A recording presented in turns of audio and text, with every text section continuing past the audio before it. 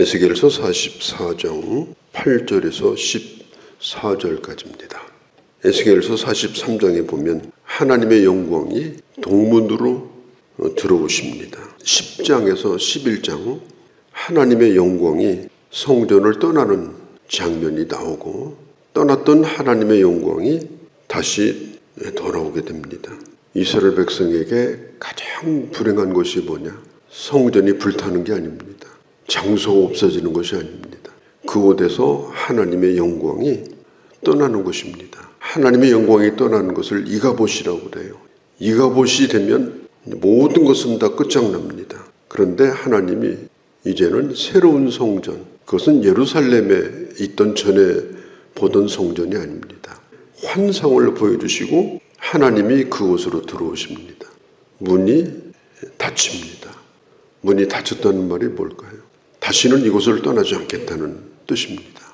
내가 너희와 이제부터는 함께하겠다. 그게 문을 닫으셨다. 그런 의미입니다. 1절에 보면 문에 들어오시니 그 문이 닫혔더라. 이제부터는 아무나 드나드는 문이 아니에요. 열고 싶으면 열고 닫고 싶으면 닫고 그런 문이 아닙니다. 왜 그 문이 닫혔느냐? 2절에 보면 하나님께서 그곳으로 들어오셨기 때문입니다. 2절 끝에 여호와가 그리로 들어왔음이라 그러므로 닫아 둘지라. 이제는 계속해서 주님이 함께 하신다. 누구도 이제는 열지 못한다. 필요하다고 해서 열고 또 필요하다고 해서 닫고 사람이 자기 마음대로 열고 닫는 그런 일은 없을 것이다. 다시 말하면 하나님의 영광이 그 장소를 사람들이 밟고 특별히 예전에 솔로몬 성전처럼 우상을 가지고 들어가고 자기들 마음대로 거기서 우상 숭배를 하고 그런 일은 없다. 이제부터는 하나님의 백성들을 영원히 다스리겠다. 문이 닫혔더라. 그리고 다시는 열리지 아니하였더라. 왜냐하면 그분이 그 문으로 들어오셨기 때문이다. 그것이 어디냐? 그것이 바로 하나님을 예배하는 곳입니다. 영적인 회복은 예배 회복으로 와야 됩니다. 예배자는 이곳에 하나님 함께 하시고 거룩하신 하나님이 예배를 받으시고 이곳에 주님이 주인이시다.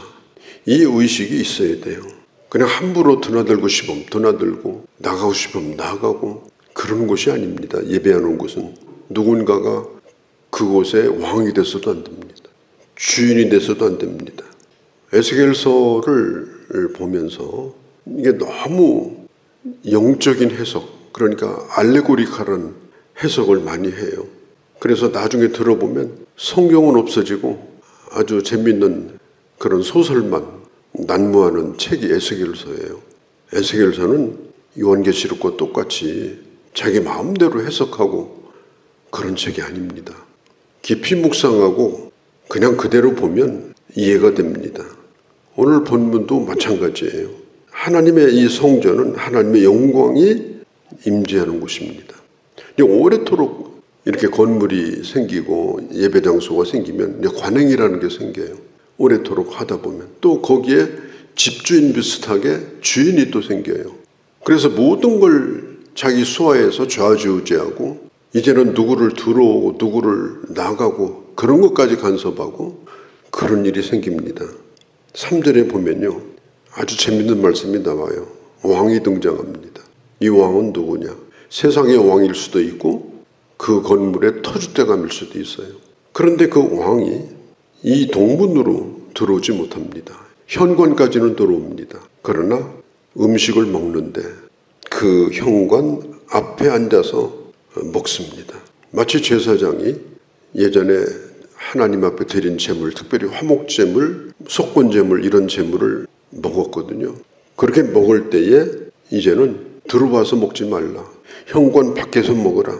들어오는 걸 허락하지 아니었습니다. 이건요 대단히 중요합니다. 왜냐하면 예전에 이 히스기야 왕이 아주 괜찮은 왕이었는데 그 아들, 손자 이후로 왕들이 아주 나빴어요. 왜냐하면 성전의 일을 간섭을 해가지고 제사장도 대제사장도 하나님도 없어요.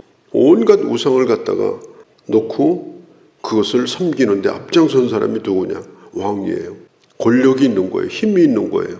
오늘날도 마찬가지입니다. 하나님께서 우리에게 어떤 고난을 주셨다면 그 고난은 섬기라고 주신 것입니다. 그 고난은 절대로 권력이 아닙니다. 하나님이 우리에게 지도력을 주시고 영향력이 있는 거예요. 그런데 그 영향력을 가지고 하나님의 집을 좌지우지하고 그리고 거기서 왕노릇하고 이런 일을 하면 안 된다는 겁니다. 그게 바로 3절이에요. 왕은 왕인 까닭에 여호와 앞에서 음식을 먹고 그 길로 나갈 것이니라. 그 길이 뭐예요? 동문을 제외한 남문과 북문을 의미합니다.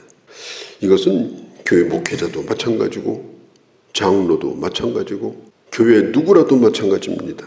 그러나 하나님을 대신한 자리는 아닙니다. 하나님 있어야 될 자리에 있어서도 안 됩니다. 책임이 클수록 더 낮아져야 됩니다. 더 겸손해야 됩니다. 왕도 성전 동문을 마음대로 드나들어서는 안 된다는 것입니다. 항상 우리는 하나님 앞에 내가 쓰임받는 것도 감사하다. 그것이 어떤 것이든지 간에 감사함으로 받고 진실한 마음으로 충성하는 것이 이게 중요한 것입니다. 그리고 이제 주님이 오셨기 때문에 장소의 의미가 달라집니다. 기준이 달라집니다. 4절에 그가 또 나를 데리고 북문을 통하여 성전 앞에 이르기로 내가 보니 하나님의 영광이 여호와의 성전에 가득한지라 내가 얼굴을 땅에 대고 엎드렸더라. 이 말씀을 가만히 보세요. 동문이 아니고 북문을 통해서 성전 안으로 들어왔습니다. 하나님의 영광이 가득했습니다. 에스겔이 그 하나님의 영광, 하나님의 그 위엄에 완전히 압도되어 가지고 그 자리에 엎드립니다. 하나님이 임재하고 계시다는 것을 이 말씀을 보면 지금 에스겔이 에스겔서에다가 하나님의 영광을 보고 야 이거 적어놓자 펜을 들어가지고 하나님의 영광은 노란색이고 빨간색이고 그런 기록을 써놓지 않습니다. 그냥 엎드렸을 뿐입니다. 계시록도 마찬가지예요. 하나님의 영광이 요한에게 임하니까 요한이 펜을 들어서 쓰려고 했어요. 주님이 말씀했습니다. 쓰지 말라. 써서 뭐하냐? 쓰지 말라. 보고 들으라. 예배가 뭡니까? 예배는 성경 공부 시간이 아닙니다. 예배는 뭘 분석하는 시간이 아닙니다. 예배는 하나님의 영광 가운데 있는 겁니다. 예배는 무슨 강연하는 시간도 아닙니다. 모든 사람이 입을 다물고 하나님의 영광 가운데 그 영광에 취해서 엎드리는 시간이 그게 바로 예배입니다. 그리고 자꾸 뭘 분석하려고 하지 말고 영광 가운데 내 영혼이 전인격적으로 거기에 거하는 것입니다. 하나님이 누구인가를 아는 사람은 절대로 가볍게 예배를 드리지 않습니다. 그리고 이것은 맞는다 안 맞는다. 아 오늘은 이상하게 안 맞네. 왜 성가대 찬양은 저러고 목사님 설교는 저러냐. 이건 취향의 문제가 아닙니다. 내가 말할 그런 입장에 있는 것도 아닙니다. 에스겔처럼 그냥 엎드리는 것입니다. 5절에 보면 전심으로 주목하여라고 말합니다. 그리고 귀로 들으라. 단순히 무슨 정보를 얻는다는 얘기가 아니에요.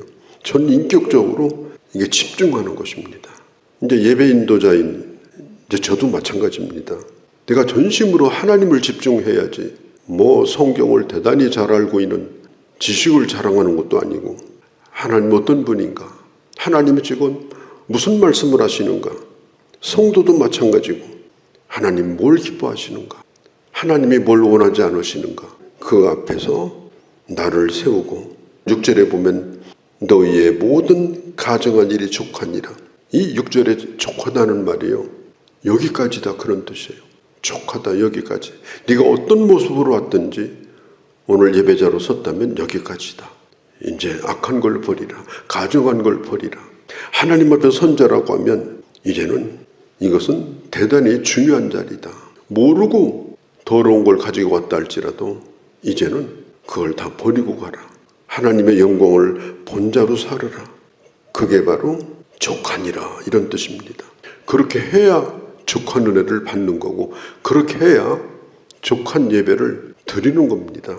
이 6절의 이 족한이라 이 말씀도 대단히 중요한 말씀입니다. 7절에 이렇게 말씀합니다. 너희가 마음과 몸에 할례를 받지 않은 이방인을 데려오고, 그 성전이 다 짓밟혀져 버린 거예요. 사실 하나님은 사람을 차별하는 분은 아니거든요.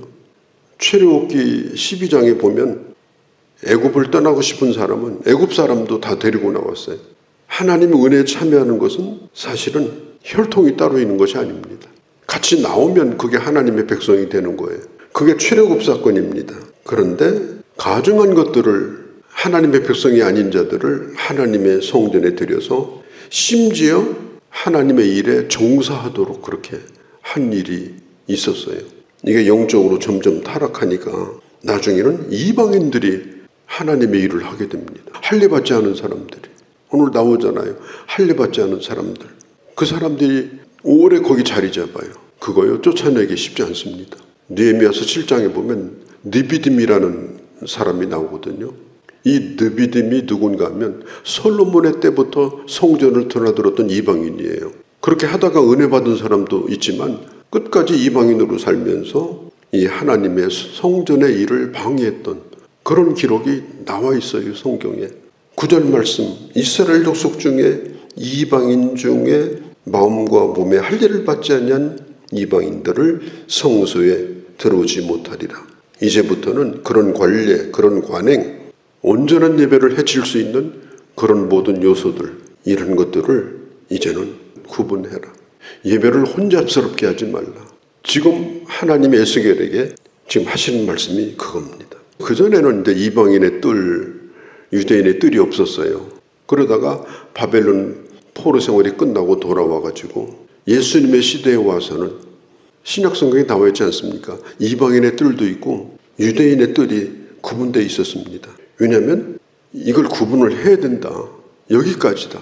이제 그렇게 정한 이유도 거기에 있었습니다. 그런데 우리가 이걸 가지고 또 조심을 해야 돼요. 사람이 누구를 교회에 나오고 안 나오고 가리는 일을 하라는 뜻은 아닙니다. 심지어 너는 우리 교회 필요 없으니까 우리 교회 나오지 말라. 그래서 자기 맘대로 교회를 나오지 말라, 나오라. 자기가 하나님이 돼가지고 교인들을 내어 쫓고 이런 일들이 있거든요. 절대로 그런 말씀이 아니에요. 이것은 오래된 관행이라 할지라도 이제는 정말 예배의 거룩함을 해치는 일을 이제 버리고 온전히 하나님을 예배하는 자가 되자. 그게 바로 이게 9절 말씀입니다. 10절, 12절. 자, 실패한 레위인에 대한 얘기입니다. 레위인은 제사장의 지파입니다. 여기서 레위인이라고 할 때는 성전을 돕는 자, 제사장을 의미합니다. 나를 떠날 때, 이들이 하나님을 떠날 때가 있었습니다. 자기의 직분을 바로 감당하지 못하고 하나님의 성전에 우상을 드리고 또 자기도 거기에 동참하고 그러면서 그게 먹고 사는 일이 된 거예요. 거룩한 일이 아니고. 13절, 그들이 내게 가까이 나와 제사장의 직분을 행하지 못하게 하여 내 성물 곧 지성물에 가까이 오지 못하리니.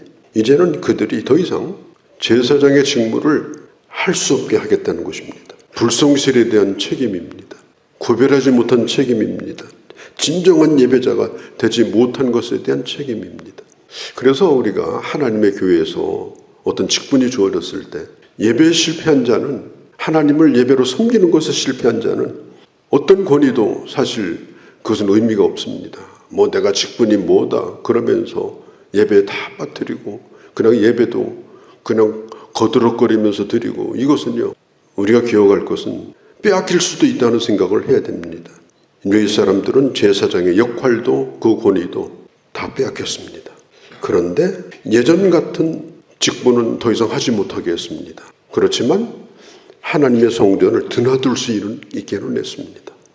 그래서 재물을 씻는다든지 잡는다든지 그렇게 하는 일에는 참여하게 하셨어요. 실패한 자를 완전히 버리지 아니했습니다. 11절에. 그래서 한때는 제사장이었지만 이제는 제사장의 수종을 드는 자로 일을 하게 하셨습니다. 그것도 하나님의 일입니다. 성전문을 지키는 일, 또 번제를 포함한 희생제물을 잡는 일, 성전을 드나드는 백성들을 섬기는 일들, 그런 일들을 할 수 있도록 다시 기회를 주신 거예요. 분명히 죄도 있고 책임도 있지만 하나님은 그걸 가볍게 넘기지 않으셨습니다. 그렇지만 그들을 아주 버리지 아니하시고, 여기서 우리가 하나님의 마음을 봐야 됩니다. 아주 버리지 않으시고 그래도 다시금 하나님의 전에 불러두시고 하나님의 일을 할 수 있도록 기회를 주셨습니다. 저도 그런 생각을 해봐요. 목회 일을 그만두고 내가 하나님의 교회를 위해 살 수 있는 일이 뭐겠는가. 문직이라도 귀한 겁니다. 전도지 한 장이라도 내가 섬기던 교회를 위해서 돌릴 수 있다면 그것도 귀한 일입니다. 그리고 내가 주를 위해서 살았다고 하지만 어찌 다 잘한 일만 있겠습니까? 하나님께서 나를 버리지 아니하시고 긍휼을 베푸시고 끊임없이 용서하시면서 지금도 나를 써나가신다. 예전에 그런 영광을 생각하지 말고 더 겸손하게 하나님의 일을 할 수 있는 것. 내가 옛날에 이 교회에 몇 년을 나왔는데, 내가 장로였었는데, 내가 옛날에 이 교회 무슨 권사였는데 다 잃어버려야 됩니다. 그리고 날이 갈수록 더 겸손하게 허드렛 일이라도 내게 주신다면 나는 그 일을 감당하겠다. 그리고 내가 하나님 앞에 잘 하지 못한 일에 대해서 회개하면서 주님이 나를 쓰시기를 바라는 이런 심정으로 우리가 하나님의 전에 머무르는 것, 그걸 지금 이 11절 이후에서 우리에게 가르쳐 주시는 것입니다. 우리가 주님을 섬기는 것, 이것은 우리 자존심의 문제가 아닙니다. 언제든지 감사한 것입니다. 어떤 일을 주어지든지 감사한 것입니다. 오늘도 나를 쓰시는 것, 오늘 내가 조그만 일이라도 더 바르게 잘 해서 내가 하나님 앞에 내가 끝까지 버림받지 않고 쓰여져야 되겠다. 이런 돌이키는 심정으로 우리가 일생을 살 수 있다면 그는 결코 하나님 앞에 실패자는 되지 않습니다. 다윗이 고백한 것처럼 주님, 내 소원이 있다면 내가 성전 문직이라도 좋으니 내가 주의 집에 거하는 것입니다. 그 한 가지 소원, 그것만을 생각하며 살았던 다윗처럼 우리도 끊임없이 용서받고 또 끊임없이 쓰여지면서 하나님 앞에 살 수 있는 그런 주의 귀한 자녀들이 되어주시기를 바랍니다.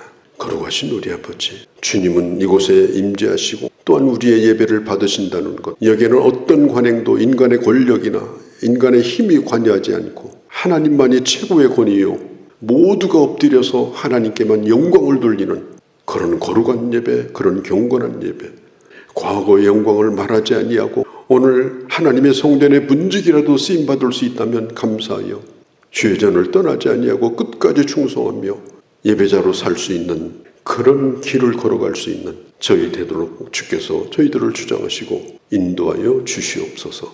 우리 주 예수님의 이름으로 기도하옵나이다. 아멘.